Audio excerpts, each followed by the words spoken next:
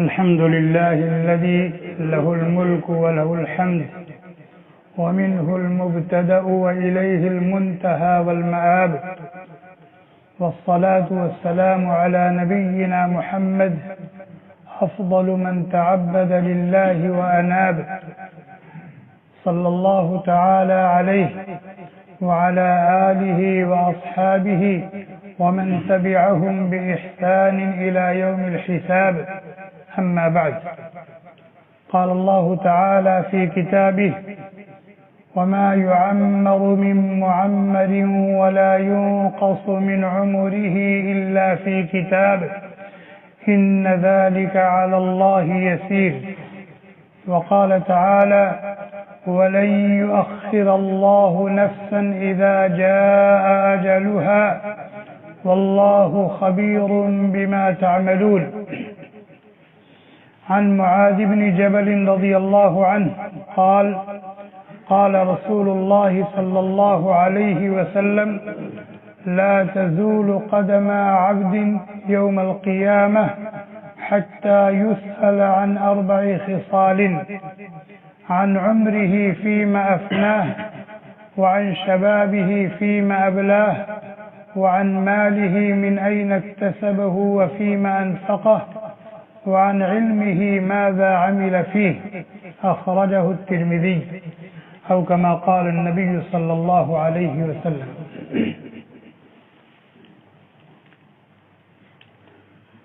یہ سال، مہینے، دن، گھنٹے، منٹ اور سیکنڈ، یہی ہماری عمر ہے اور یہی ہماری زندگی ہے. یہ عمر کیا ہے؟ زندگی کیا ہے؟ یہ انہی سالوں، مہینوں، دنوں، گھنٹوں، منٹوں اور سیکنڈوں کا مجموعہ ہے. اور جس طرح سے برف کی ایک سل ہوتی ہے 1 کوئنٹل کی، وہ پگھلتی رہتی ہے، پگھلتی رہتی ہے، پگھلتی رہتی ہے، لیکن اس کا پگھلنا محسوس نہیں ہوتا. لیکن وہ پگھلتی رہتی ہے، کم ہوتی رہتی ہے، پگھلتی رہتی ہے، کم ہوتی رہتی ہے اور ختم ہو جاتی ہے. بالکل یہی حال ہماری زندگی کا ہے. 50 سال کی زندگی لے کر آئے ہیں. جو وقت ایک سیکنڈ کا گزر رہا ہے، ہماری عمر کم ہوتی جا رہی ہے، کم ہوتی جا رہی ہے. 1 سیکنڈ گزرا، ہماری زندگی سے 1 سیکنڈ کم ہو گئے. 1 منٹ گزرا، ہماری زندگی سے 1 منٹ کم ہو گئے. 1 گھنٹہ گزرا، ہماری زندگی سے 1 گھنٹہ کم ہو گیا. 1 مہینہ گزرا، ہماری زندگی سے 1 مہینہ کم ہو گیا. 1 سال گزرا، ہماری زندگی سے 1 سال کم ہو گیا. تو یہ جو ہماری عمر ہے، ہماری زندگی ہے، انہی اوقات کا مجموعہ ہے. اب اندازہ لگائیں کہ یہ وقت کتنی قیمتی چیز ہے. یہی ہماری زندگی ہے. زندگی قیمتی ہے، اور جب یہ وقت ہماری زندگی ہے تو وقت قیمتی ہے. دنیا میں سب سے زیادہ باویلو، سب سے زیادہ قیمتی اور قابل قدر کون سی چیز ہے؟ جی، دنیاوی اعتبار سے بھی دنیا میں سب سے زیادہ قیمتی اور سب سے زیادہ باویلو کون سی چیز ہے؟ بولو بھائی. سب سے زیادہ قیمتی سونا ہے. سب سے زیادہ قیمتی سونا ہے. ڈالر ہے، پاؤنڈ ہے، ریال ہے، روپے ہیں، ٹکے ہیں، دینار ہیں، درہم ہیں. ان کا معیار کیا ہے؟ سونا ہی تو ہے نا. جس ملک کے پاس جتنا زیادہ سونا ہے، اس کی کرنسی اتنی زیادہ وزنی ہے. اگر سونے سے زیادہ کوئی چیز قیمتی ہوتی تو پھر ان کرنسیوں کا معیار اس سے بنایا جاتا. سمجھ آ رہا ہے نا؟ معلوم کیا ہوا کہ دنیا میں پائی جانے والی چیزوں میں سب سے زیادہ قیمتی چیز سونا ہے، لیکن اگر سونا آپ کے پاس سے چھن جائے، چوری ہو جائے، لٹ جائے تو آپ محنت اور کوشش کر کے دوبارہ اس کو حاصل کر سکتے نہیں کر سکتے؟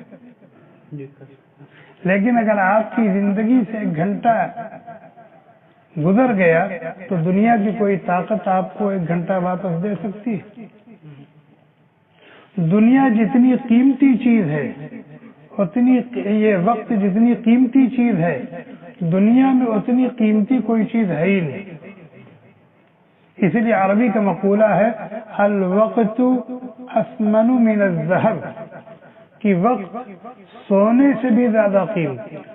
سونا ہر چیز سے زیادہ قیمتی ہے، لیکن وقت سونے سے بھی زیادہ قیمتی ہے۔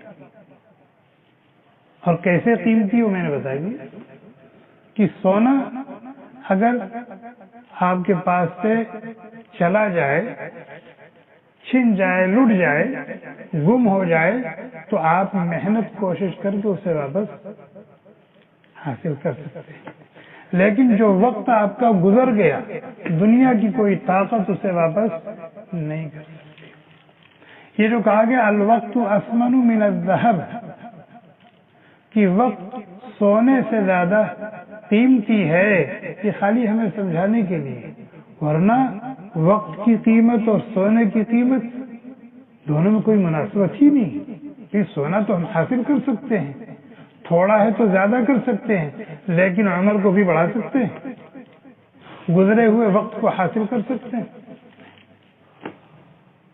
تو یہ وقت بہت قیمتی ہے، یہ وقت بہت قیمتی ہے، یہ وقت بہت قیمتی ہے، جس کو ہم کبھی کبھی پاس کرتے ہیں، جس کو ہم کبھی کبھی ٹیلی ویژن کے سامنے بیٹھ کر کے کیا کر رہے ہیں؟ ٹائم پاس کر رہے ہیں۔ موبائل میں لگے ہوئے کیا کر رہے بھائی؟ ٹائم پاس کر رہا ہوں۔ 2-4 ساتھی بیٹھ گئے گپے لگا رہے، کیا ہو رہا ہے بھائی؟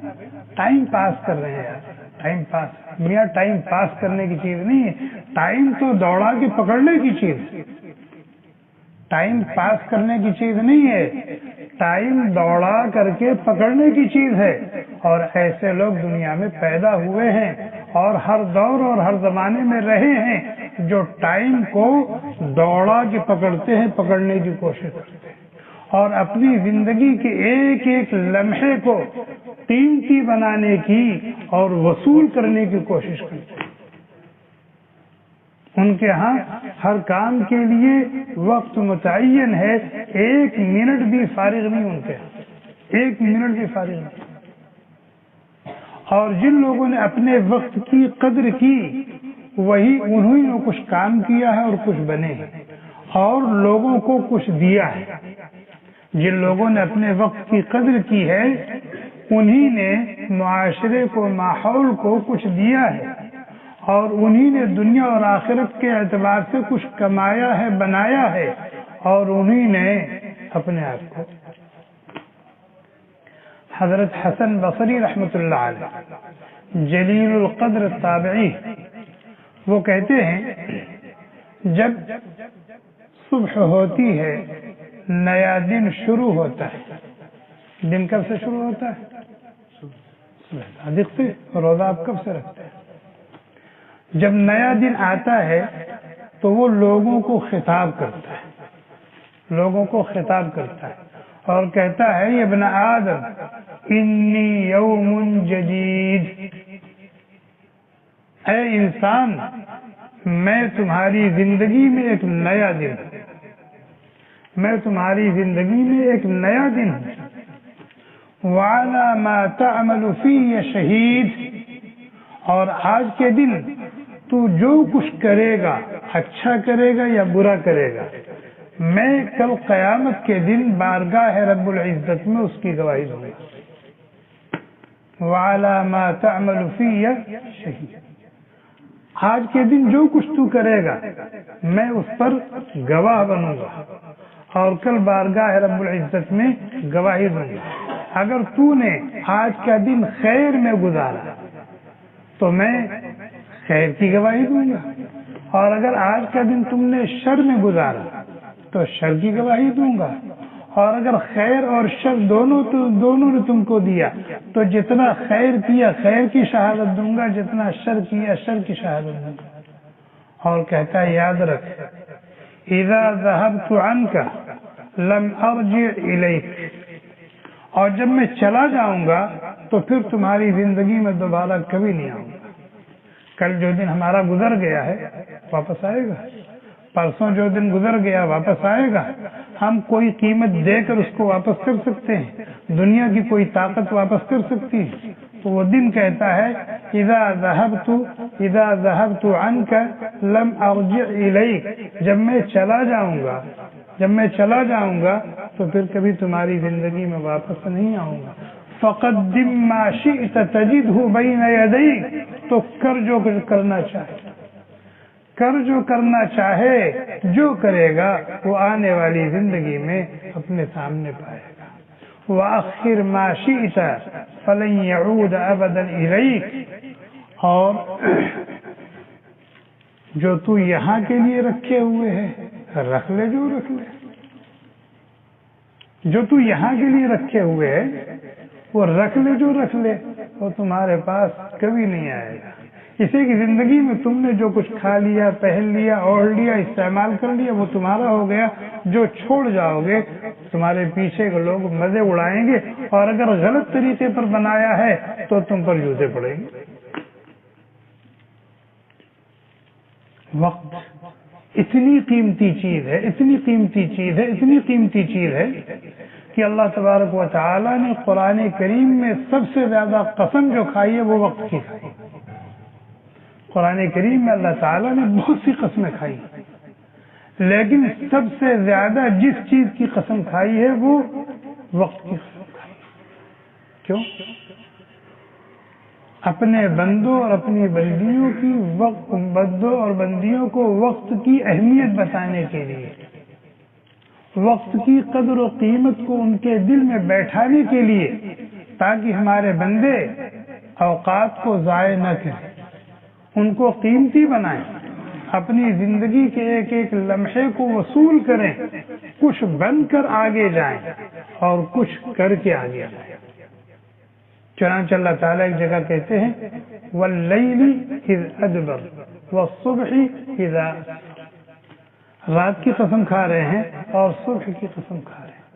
اپنے بندوں کو یہ بتا رہے ہیں کہ رات ہم نے سونے کے لیے بنایا ہے، اس لیے رات میں سو جاؤ تاکہ دن میں تم تھک ہار گئے ہو، تمہارے قوا مضمحل ہو گئے ہیں، تعبان ہو گئے ہو، جب سو جاؤ گے تو تم تازہ دم ہو جاؤ گے، تمہاری قوتیں اور صلاحیتیں واپس آ جائیں گی۔ رات کو گپ شپ میں مت برباد کرو، ٹیلی ویژن کے سامنے بیٹھ کے مت برباد کرو، موبائل پر بیٹھ کر کے مت برباد کرو۔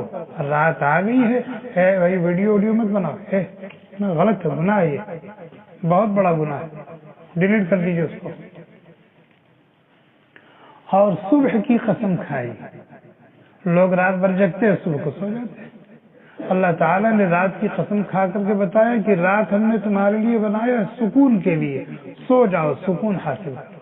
اور صبح کی قسم کھا کر کے بتا دیا کہ صبح کا وقت انتہائی قیمتی ہے، اس وقت اٹھ کر اپنے رب کے سامنے کھڑے ہو کر 2 رکعت 4 رکعت 6 رکعت نماز پڑھ لو، استغفار کر لو، تلاوت کر لو، اور پھر اپنے کام دھام پر چلے جاؤ، اپنی روزی روٹی کرو۔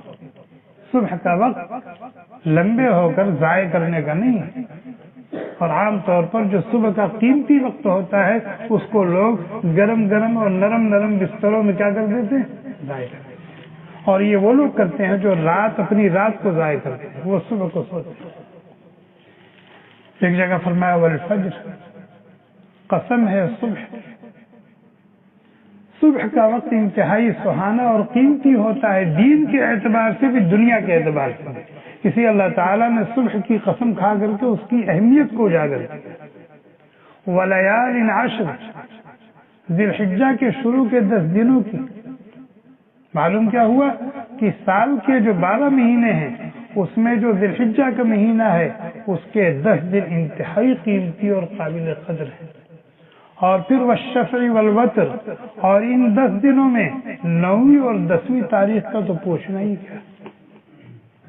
ایک جگہ فرمایا واللیل اذا یغشا والنہار اذا تجلی، رات راحت و آرام کے اعتبار سے، ذکر اور تلاوت کے اعتبار سے، عبادت اور ریاضت کے اعتبار سے بڑی قیمتی ہے، اور دن دنیاوی کام کاج کے اعتبار سے بڑا قیمتی ہے۔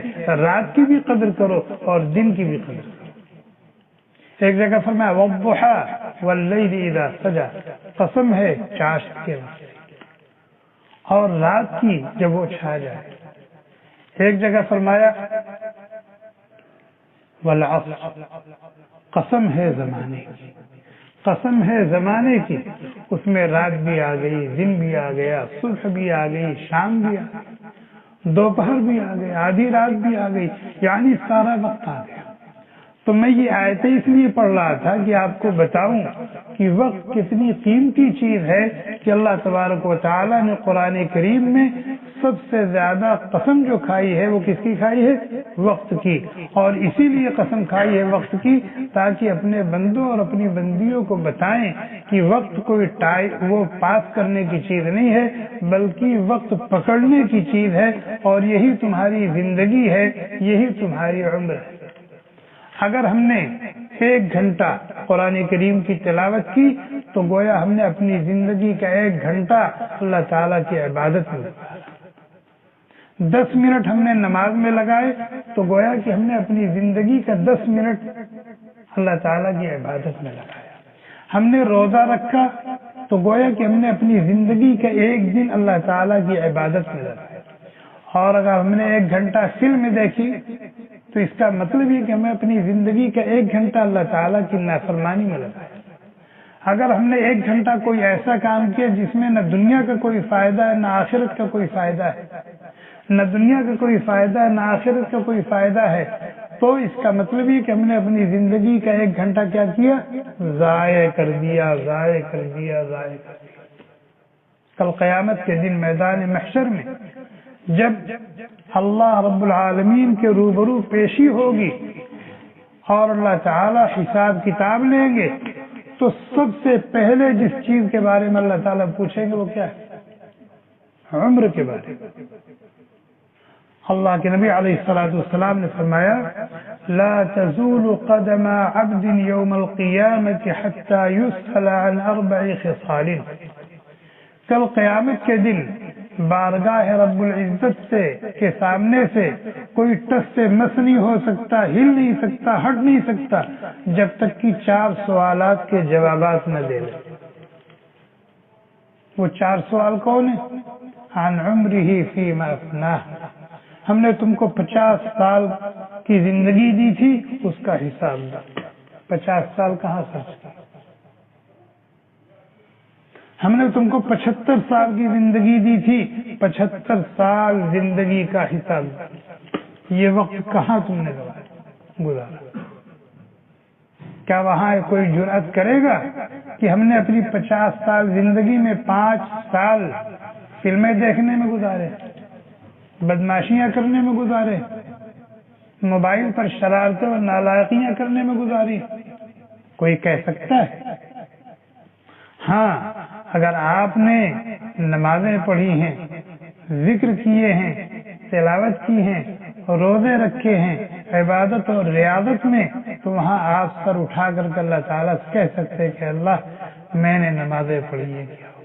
لیکن جو وقت نافرمانیوں میں گزرا ہے، گناہوں میں گزرا ہے، لغو عبث اور بیکار گزرا ہے، اس کے بارے میں ہم کیا جواب دیں گے؟ ذرا سوچیں، جواب دے سکتے ہیں؟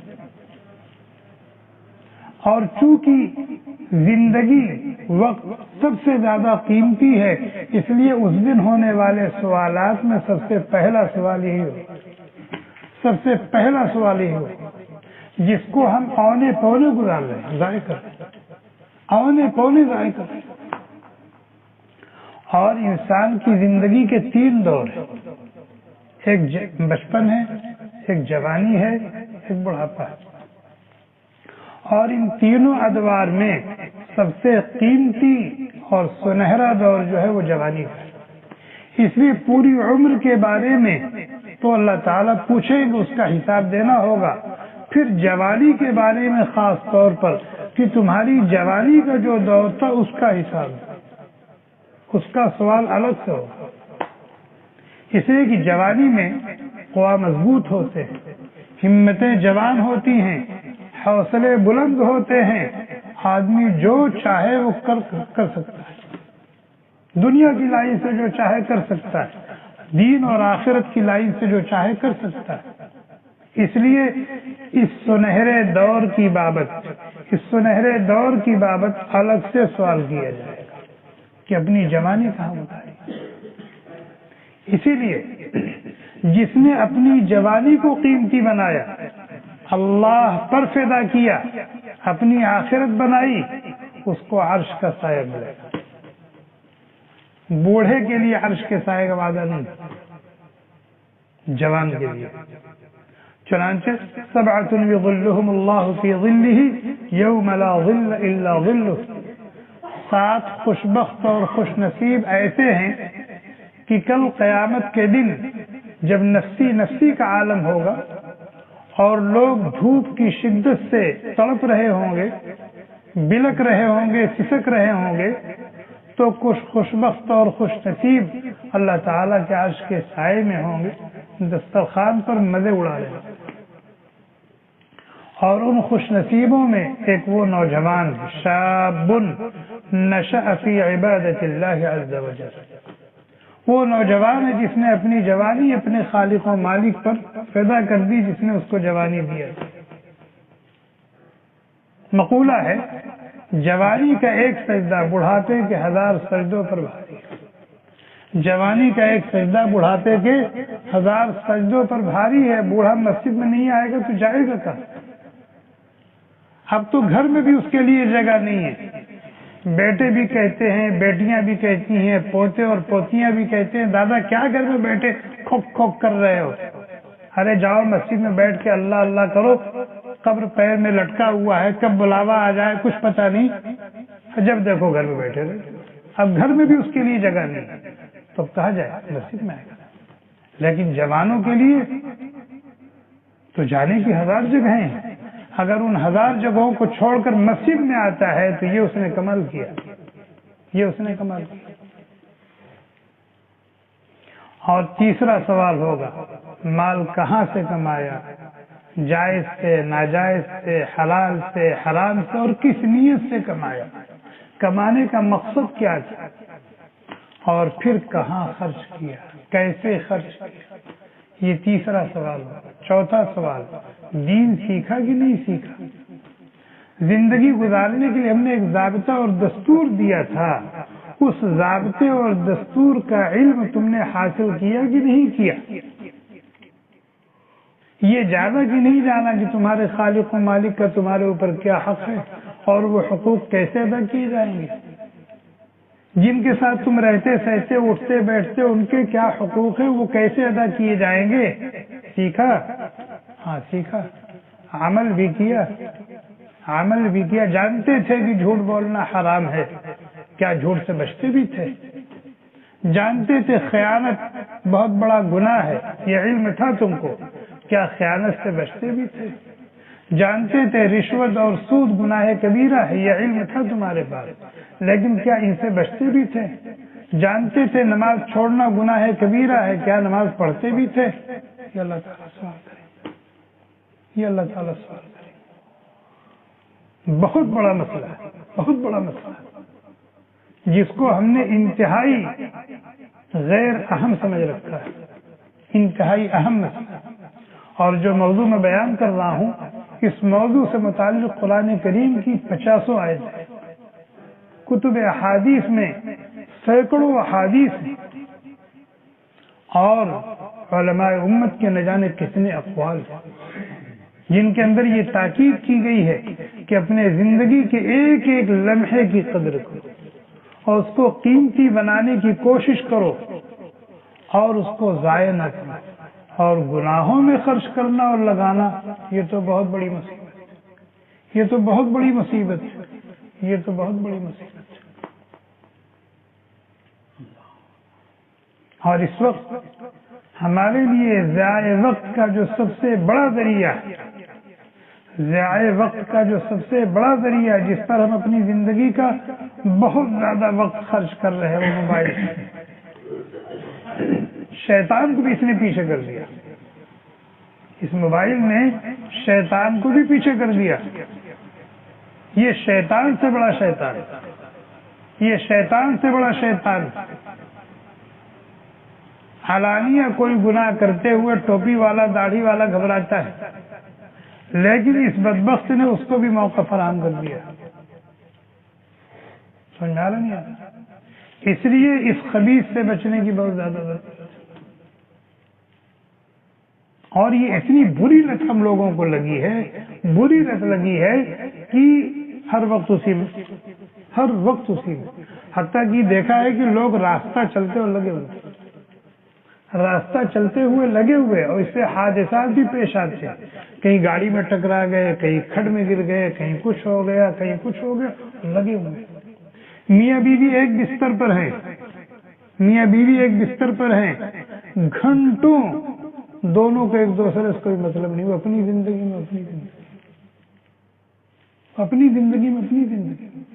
ایک گاڑی میں دو ساتھی جا رہے ہیں، ایک گاڑی چلا رہا ہے، ایک گاڑی بیٹھا ہوا ہے، اس کی اپنی زندگی، اس کی اپنی زندگی، وہ اس میں لگا ہوا، اس میں لگا ہوا، اور 50-50 کلومیٹر تک چلے جاتے ہیں، نہ یہ اس پہ ایک جملہ بولتا ہے، نہ یہ اس سے ایک جملہ بولتا ہے۔ کیا کر رہے بھائی؟ یہ گھنٹوں گھنٹوں لگے ہوئے کیا کر رہے ہو؟ اس کا ذرا بتاؤ نا، کیا اس سے عبادت ہو رہی؟ اور میں نے اس سے پہلے بھی ذکر کیا تھا کہ جائز طریقے پر موبائل کا استعمال ضرورت سے زیادہ یہ بھی مضر ہے، نقصان دہ۔ جیسے بہت سارے لوگوں کی عادت ہوتی ہے کہ میں فلم نہیں دیکھتا، میں یوٹیوب پر نہیں جاتا، میں فیس بک پر نہیں جاتا، میں یہ نہیں، میں تو صرف دینی میسج پڑھتا ہوں اور لوگوں کو بھیجتا ہوں۔ دینی میسج بھیجنا کوئی عبادت نہیں، یاد رکھیے۔ دینی میسج بھیجنا، بھائی لوگ آپ کو بھی بھیجتے ہیں نا، آپ کتنا پڑھتے ہیں، اور جو پڑھتے بھی ہیں تو اس پر کتنا عمل کرتے ہیں۔ تو لوگوں کے بھیجے ہوئے دینی میسج کے ساتھ آپ جو معاملہ کرتے ہیں، وہی آپ کے بھیجے ہوئے دینی میسج کے ساتھ وہی معاملہ لوگ۔ ہم لوگ پڑھتے بھی نہیں، عمل کرنا تو دور کی بات ہے، بس آتا ہے اس کو آگے بھیجتے ہیں، آگے آتا ہے، اور یہ بھی نہیں دیکھتے کیا آیا، بس آیا اس کو آگے بھیجا۔ اس میں صحیح بھی ہوتا ہے، غلط بھی ہوتا ہے، اچھا بھی ہوتا ہے، برا بھی ہوتا ہے۔ اگر ہم نے کوئی برا میسج آگے بھیج دیا تو ہم برائی کو نشر کرنے والے ہوئے کہ نہیں؟ اگر کوئی غلط اور جھوٹا میسج آ گیا تو ہم جھوٹ کو پھیلانے والے ہوئے کہ نہیں؟ وہ جھوٹ کو پھیلانا کتنا بڑا گناہ ہے، برائی کو نشر کرنا کتنا بڑا گناہ ہے۔ دین کے نام پر آج نہ جانے کیسی بے بنیاد غلط سلط باتیں آتی ہیں، اب ان کو دین کی بات سمجھ کر آگے بھیج دیتے ہیں، حالانکہ وہ دین نہیں ہے۔ بتائیں یہ ہمارے سر پہ جائے گا نہیں جائے گا؟ تو جائز طریقے پر بھی موبائل کا زیادہ استعمال یہ مضر ہے، نقصان دہ۔ یہاں اتنے سارے لوگ ہیں، نماز پڑھتے ہیں، قرآن پڑھتے ہیں، بتائیے نماز میں جیسا خشوع ہونا چاہیے، قرآن کی تلاوت میں جیسا خشوع اور توجہ ہونی چاہیے، ذکر وغیرہ تو ہماری زندگی سے نکل چکا ہے، اس کے لیے وقت ہی نہیں۔ بڑی مشکل سے ہم 4 رکعت فرض پڑھ لیتے ہیں، وہ بڑی بات ہے، وہ بھی کیسی پڑھتے ہیں، ہم لوگ اپنا محاسبہ کر لیں۔ جہاں امام صاحب نے کہا السلام علیکم ورحمۃ اللہ، السلام علیکم ورحمۃ اللہ، فوراً موبائل دیکھیں کچھ آیا، کچھ نہیں تو کم از کم قبولیت کا میسج ہی آیا ہو، دیکھ لیں۔ فوراً اس طرح موبائل نکال کر کے چیک کرتے ہیں جیسے لگتا ہے کہ قبولیت کا میسج آیا ہے، وہ دیکھنے کے لیے بے چین ہے کہ نماز قبول ہوئی۔ باقی اس موبائل کی وجہ سے نہ ہمارے پاس تلاوت کا وقت ہے، نہ ہمارے پاس ذکر و اذکار کا وقت ہے، نہ ہمارے پاس کسی کی خیر خیریت پوچھنے، کسی کے پاس ازراہ ہمدردی جانے اور ملنے، مریض کی عیادت کرنے، کچھ بھی نہیں۔ حتیٰ کہ فرض نمازوں کے بعد دعا قبول ہوتی ہے، دعا مانگنے کا بھی وقت نہیں۔ بس کیسے ہم نے 2 رکعت پڑھ لیا وہ ہم جانتے ہیں، 4 رکعت ہم نے پڑھ لیا، اتنی دیر تک موبائل صاحب ہم سے دور رہے، یہ بڑی قربانی ہماری ہے، یہ صورتحال ہے۔ وقت کو قیمتی بنانے کی ضرورت ہے، اور ہمارے بزرگوں میں وقت کو قیمتی بنانے کی عجیب عجیب مثالیں ہیں، عجیب عجیب مثالیں، عجیب عجیب مثالیں۔ حضرت مولانا اشرف علی تھانوی رحمۃ اللہ علیہ، ہمارے بزرگوں میں ایک مرتبہ ان کے استاد حضرت شیخ الہند مولانا محمود حسن دیوبندی رحمۃ اللہ علیہ، حضرت علامہ کشمیری انور شاہ کشمیری رحمۃ اللہ علیہ، اور بھی دو تین بڑے بڑے علماء ان کے پاس تھے۔ جب یہ لوگ ان کے پاس پہنچے ہیں تو یہ ان کا وقت تھا بیان القرآن تفسیر لکھنے کا وقت، لیکن چونکہ استاد محترم آئے، بڑے بڑے علماء اور اکابر آئے ہوئے، تو وہ اپنا وہ کام روک کر کے آگے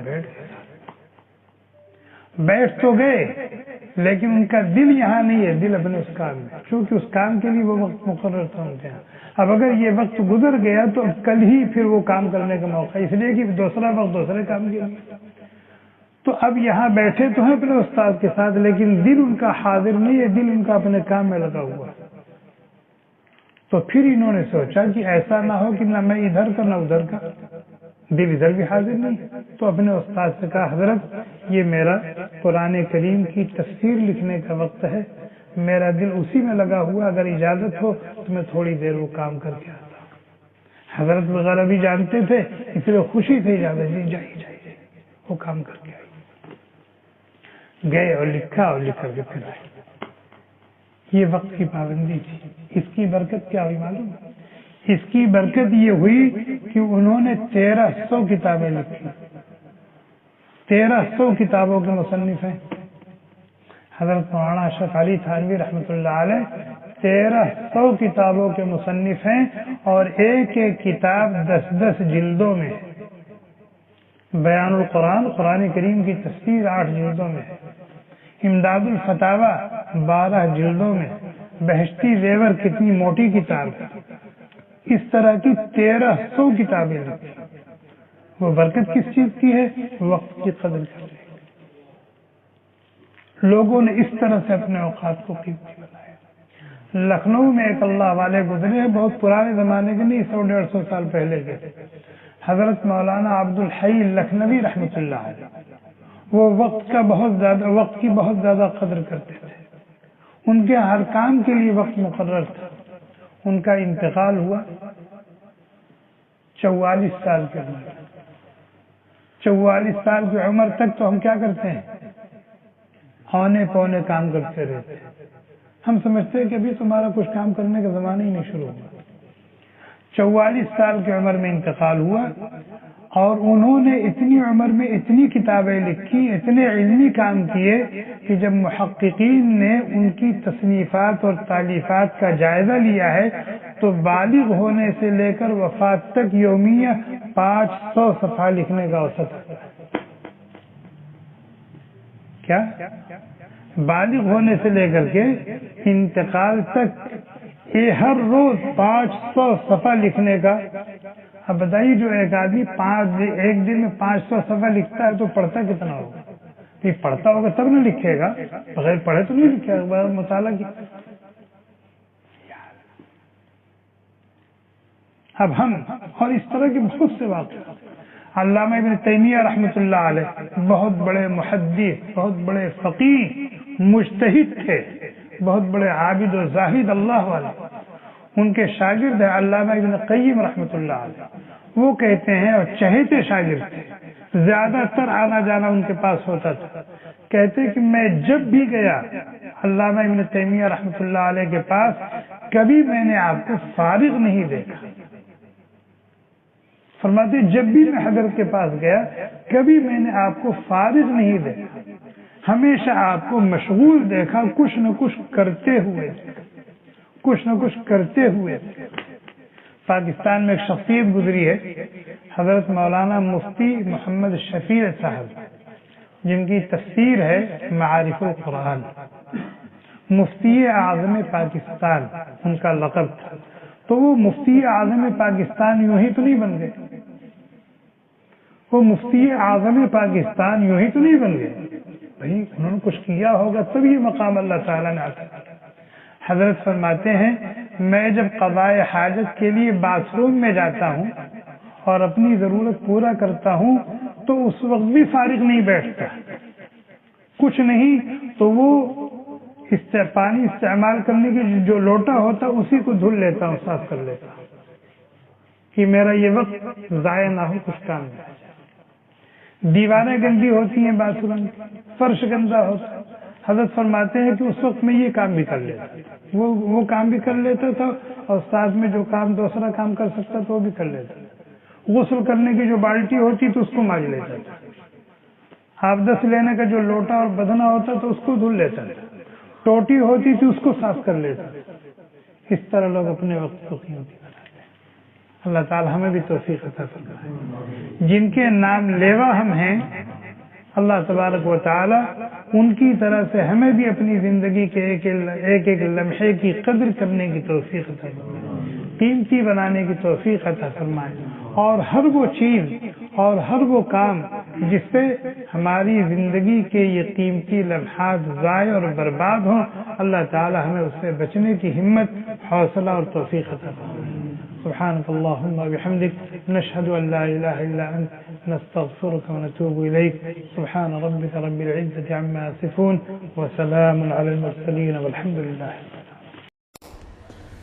Thanks for watching. Don't forget to like, comment, share and subscribe to Al Wahid channel.